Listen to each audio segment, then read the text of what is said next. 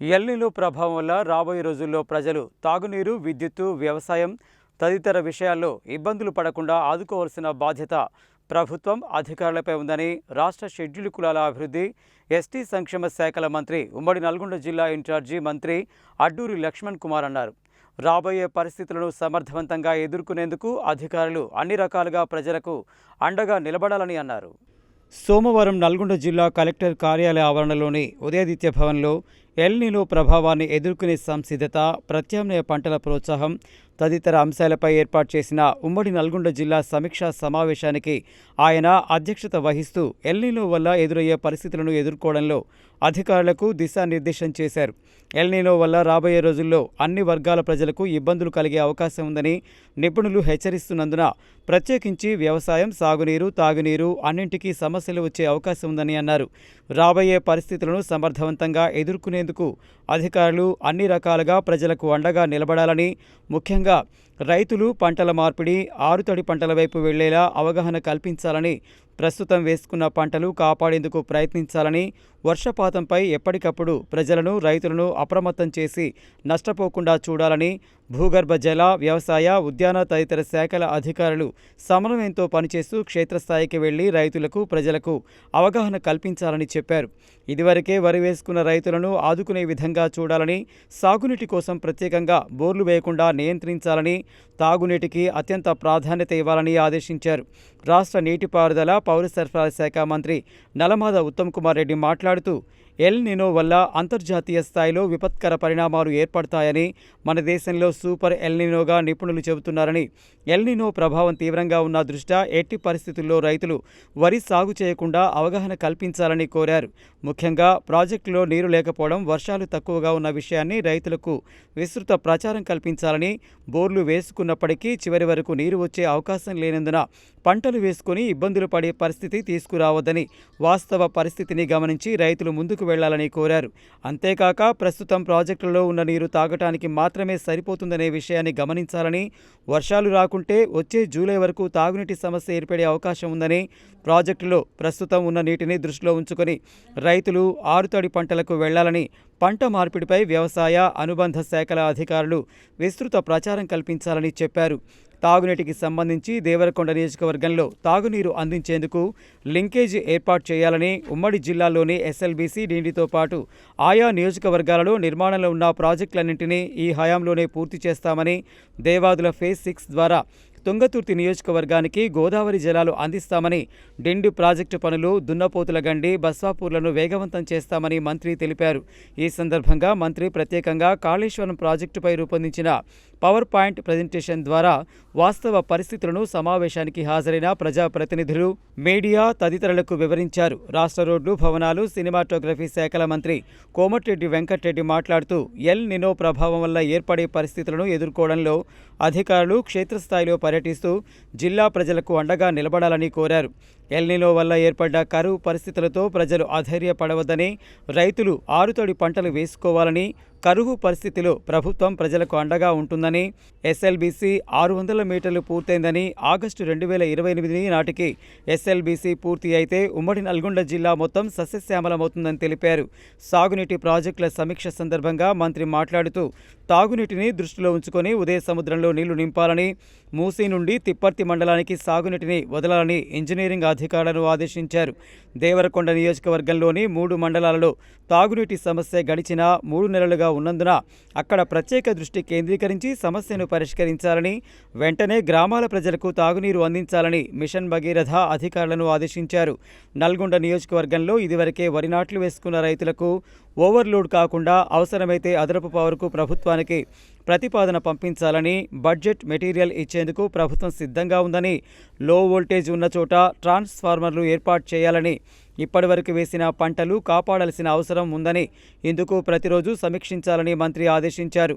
ప్రభుత్వ విప్ ఆలేరు శాసనసభ్యులు బీర్ల ఐలయ్య మాట్లాడుతూ బస్వాపూర్, మల్లన్న సాగర్ ల్యాండ్ యాక్విజిషన్కు సంబంధించిన 87 కోట్ల రూపాయలు విడుదల చేస్తే గంధమళ్ల పూర్తవుతుందని, షామీర్పేట వద్ద 5 కిలోమీటర్ల పనులు పూర్తి కానందున భువనగిరి, ఆలేరుకు నీళ్లు వచ్చే అవకాశాలు లేకుండా పోయాయని, ప్రభుత్వం ఇదివరకు నిధులు మంజూరు చేసినందున సంబంధిత ఏజెన్సీపై ఒత్తిడి తీసుకువచ్చి వెంటనే పనులు పూర్తయ్యేలా చూడాలని కోరారు. నియోజకవర్గంలో 7 సబ్ స్టేషన్లు మంజూరయ్యాయని, పనులు మొదలు పెట్టారని, ఇప్పటి వరకు ఇంకా పూర్తి కాలేదని సంబంధిత అధికారులు ఈ విషయంపై ప్రత్యేక దృష్టి కేంద్రీకరించాలని కోరారు. తుంగతుర్తి శాసనసభ్యులు మందుల సామేలు మాట్లాడుతూ బునియదిగాని కాలువ భూసేకరణకు బడ్జెట్ మంజూరు చేయాలని, దేవాదుల ఫేజ్ 6 ద్వారా తుంగతుర్తి నియోజకవర్గానికి నీళ్లు అందించాలని, తన నియోజకవర్గంలో తాగునీటికి సంబంధించిన బోర్ల తవ్వకానికి ప్రాధాన్యత ఇవ్వాలని, ఇందుకు ప్రత్యేక నిధులు కేటాయించాలని కోరారు. నాగార్జున సాగర్ శాసనసభ్యులు కుందూరు జైవీరెడ్డి మాట్లాడుతూ ఎల్ నిలో విపత్కర పరిస్థితుల దృష్ట్యా నాగార్జున సాగర్ నియోజకవర్గంలో ఆరుతడి పంటలైన కందులు, పెసర్లు వంటివి వేసేందుకు రైతులు సుముఖంగా ఉన్నప్పటికీ కోతుల బెడద వల్ల పండించలేకపోతున్నారని, ఈ కోతుల బెడదను తప్పించేందుకు అధికారులు చూడాలని, అలాగే నియోజకవర్గంలోని లిఫ్టుల మరమ్మతులను పూర్తి చేయాలని, చెరువు కట్టలను బలోపేతం చేయడం, జంగిల్ క్లియరెన్స్ చేయాలని కోరారు. కోదాడ శాసనసభ్యురాలు పద్మావతి రెడ్డి మాట్లాడుతూ ఎల్ నిలో వల్ల ఏర్పడిన కరువు పరిస్థితులను అధిగమించడంలో భాగంగా భూగర్భ జలాలను పెంపొందించేందుకు సోక్ పిట్ల నిర్మాణం, ఊటకుంటల నిర్మాణం చేపట్టాలని, అలాగే రైతులు ప్రత్యామ్నాయ పంటలు వేసుకునేలా అవగాహన కల్పిస్తామని, అయితే కోతుల సమస్యలను పరిష్కరించేందుకు కృషి చేయాల్సిన అవసరం ఉందని సమావేశం దృష్టికి తీసుకువచ్చారు. దేవరకొండ శాసనసభ్యులు బాలునాయక్ మాట్లాడుతూ డిండి ప్రాజెక్టు నుండి తాగునీటికి ఎలాంటి అవకాశం లేనందున దీనికి లింకేజీ ఏర్పాటు చేయాలని, నియోజకవర్గంలో పవర్ ట్రాన్స్ఫార్మర్ లేనందున 132 kV సబ్స్టేషన్ ఏర్పాటు చేయాలని కోరారు. సూర్యాపేట శాసనసభ్యులు జగదీశ్వరరెడ్డి మాట్లాడుతూ సూర్యాపేట పట్టణానికి తాగునీటి సమస్య లేకుండా ప్రతిరోజు నిర్దేశించిన పరిమాణంలో తాగునీటిని అందించాలని, సమస్య తీవ్రం కాకుండా ముందు జాగ్రత్త చర్యలు తీసుకోవాలని మిషన్ భగీరథ అధికారులను కోరారు. ఎమ్మెల్సీ నెల్లికంటి సత్యం మాట్లాడుతూ ప్రస్తుత పరిస్థితుల్లో రైతులు వరి వేసే అవకాశం లేనందున పత్తి వేసేందుకు అవకాశం ఉందని, అయితే పత్తి రైతులను పెద్ద ఎత్తున ఆదుకోవాలని, మిషన్ భగీరథ నీరు మునుగోడు నియోజకవర్గంలో సరిగా రావడం లేదని, ఎప్పటికప్పుడు సమీక్షిస్తూ మిషన్ భగీరథ నీటిని అందించాలని, విద్యుత్కు సంబంధించిన రైతులు చాలా చోట్ల డీడీలు కట్టారని, వారికి కనెక్షన్లు ఇప్పించాలని కోరారు. సమావేశం ప్రారంభమైన వెంటనే నల్గొండ జిల్లా collector B Chandrashekar El Nino ప్రభావ పరిస్థితులను ఎదుర్కొనేందుకు సంసిద్ధత, ప్రత్యామ్నాయ ఏర్పాట్లు ఉమ్మడి జిల్లా తరపున పవర్ పాయింట్ ప్రజెంటేషన్ ద్వారా సమావేశానికి సమర్పించారు.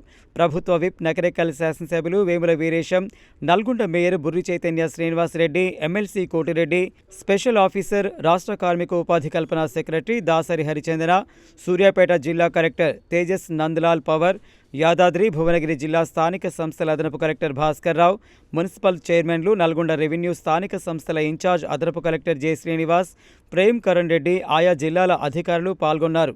ఈ సమావేశంలో వ్యవసాయం, నీటిపారుదల, ఉద్యాన, విద్యుత్తు, మిషన్ భగీరథ, భూగర్భ జల, గ్రామీణ అభివృద్ధి, పశు సంవర్ధక శాఖలపై సమీక్షించారు.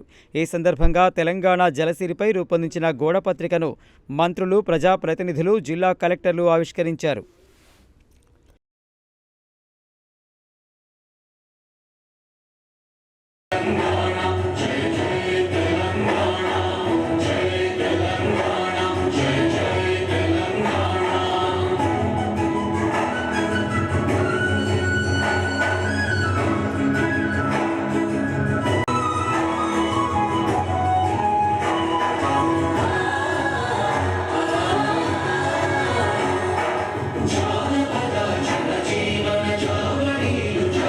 దేశంలో కానీ తెలంగాణ రాష్ట్రంలో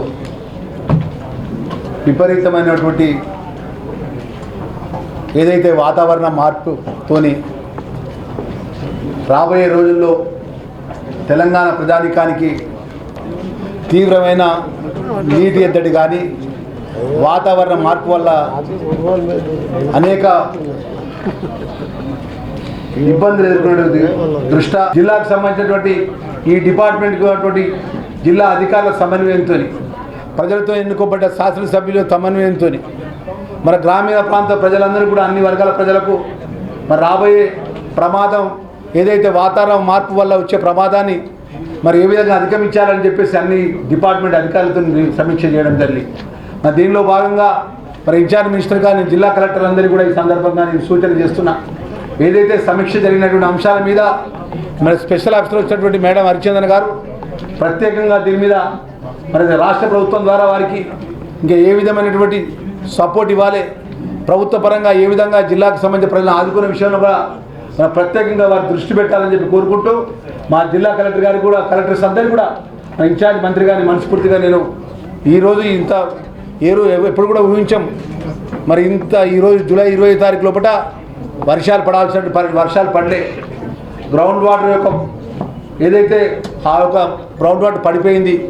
మరి అనేక అంశాలు ఆ జిల్లా అధికారులు కూడా సమీక్ష సమావేశంలో వారికి ఉన్న ఇబ్బందులు వారు చెప్పడం జరిగింది. ఇవన్నీ కూడా మన మీడియా ఈ జిల్లాకు సంబంధించిన మీడియా మిత్రులందరూ కూడా మనవి చేస్తున్నా. ఇన్ఛార్జ్ మినిస్టర్గా మరి గౌరవ ముఖ్యమంత్రి రేవంత్ రెడ్డి గారు కానీ, జిల్లాకు సంబంధించిన మంత్రివర్యులు కానీ, గౌరవ శాసనసభ్యులు కానీ, శాసన మండలి సభ్యులు కానీ, మరి ఇప్పటివరకు ఉండిపోయినటువంటి శాసనసభ్యుడు జగదీశ్వర్ రెడ్డి గారు కానీ ఒకటే చెప్తున్నాం, ఈ రాష్ట్ర ప్రజలు ముఖ్యం, మనకు రాజకీయాలు ముఖ్యం కాదు. మరి రాష్ట్ర ప్రజల యొక్క భవిష్యత్తు, రాజ్య పరిస్థితి యొక్క బాగోలు మనం ఆలోచన పరంగా ఆ రోజు కరోనా వచ్చినప్పుడు కూడా మరి దేశ ప్రధాని ఒక పిలుపునిస్తే మన అన్ని రాష్ట్రాల ప్రజలందరం కూడా, ప్రజాప్రతినిధులందరం కూడా ఆ ఒక కరోనాను ఎదుర్కొనే విషయంలో పట్ల జాగ్రత్త వహించినాం. మరి ఈరోజు ఈ విపత్తు వచ్చింది. మరి విపత్తులో కూడా మన పార్టీలకు అతీతంగా మనం అందరం కూడా ప్రజలకు అండగా ఉండి మరి ఇక్కడ జిల్లా కలెక్టర్లకు అధికార సమన్వయంతో మరి సాగునీరుకు సంబంధించిన రైతాంగానికి ఆల్రెడీ వరి చేసినారు.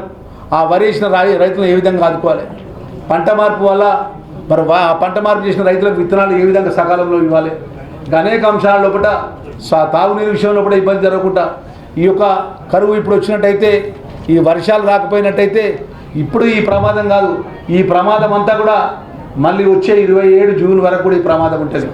మళ్ళీ వర్షాలు వచ్చేంత వరకు కూడా ఈ యొక్క సాగునీరు సంబంధించిన ఇబ్బంది కానీ, తాగునీరు సంబంధించిన ఇబ్బంది కానీ, దీనివల్ల అనేక అంశాల మీద ఈ ప్రమాదం ఉంది. కాబట్టి దీనికి అప్రమత్తంగా ఉండే విధంగా ఈ సమీక్ష సమావేశం ఏర్పాటు చేసిన విషయాన్ని కూడా మన యావత్ నల్గొండ జిల్లా ప్రజలకు, తెలంగాణ ప్రజలకు మనవి చేసుకుంటూ మరొకసారి మరి అన్ని విధాల మరి ప్రత్యేకంగా ఇరిగేషన్ మంత్రి వర్యులు పెద్దలు ఉత్తమ్ కుమార్ రెడ్డి గారు గత కొన్ని రోజుల నుంచి ప్రధాన ప్రతిపక్ష పార్టీ బీఆర్ఎస్ నాయకులు చేస్తున్నటువంటి కార్యాచరణపై మరి యథార్థమైన విషయాలు మీ ముందు పెట్టినారు.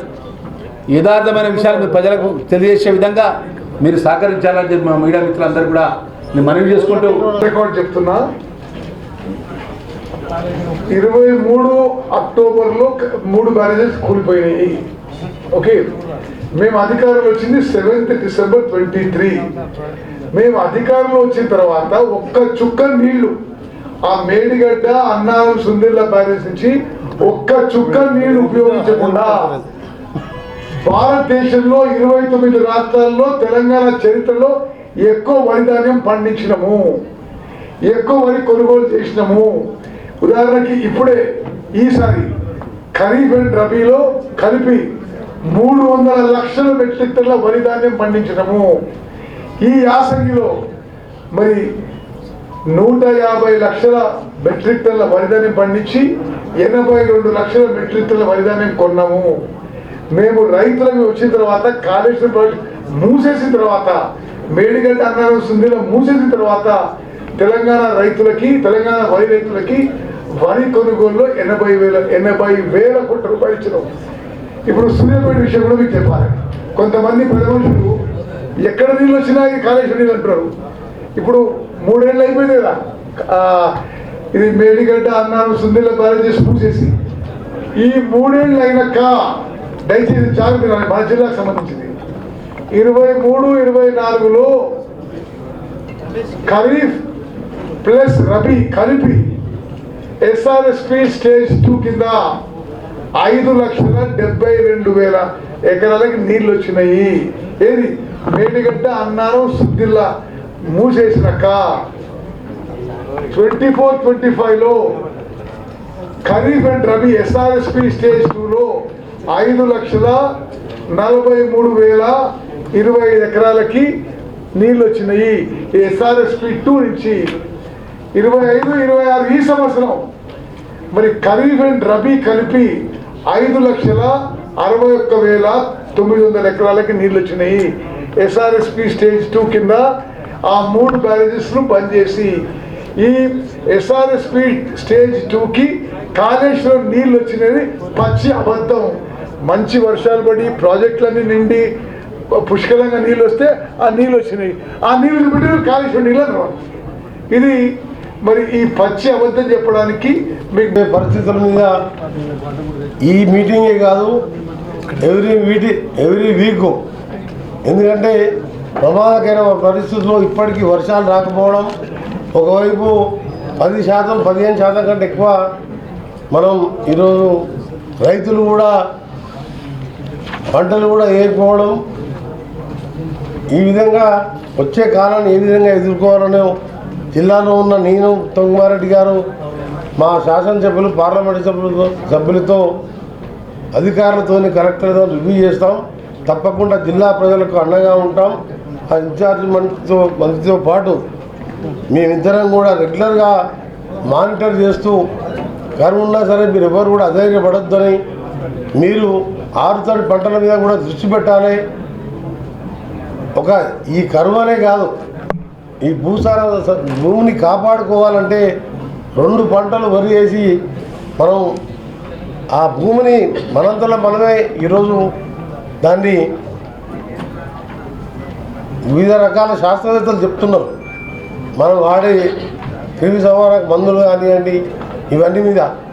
అందుకనే ఆరుతడి పంటల మీద దృష్టి పెడుతూ ఈ సంవత్సరం మాత్రం ఈ కరువు సమయంలో మీకు అండగా ఉంటామని మరొకసారి హామీ ఇస్తున్నాం.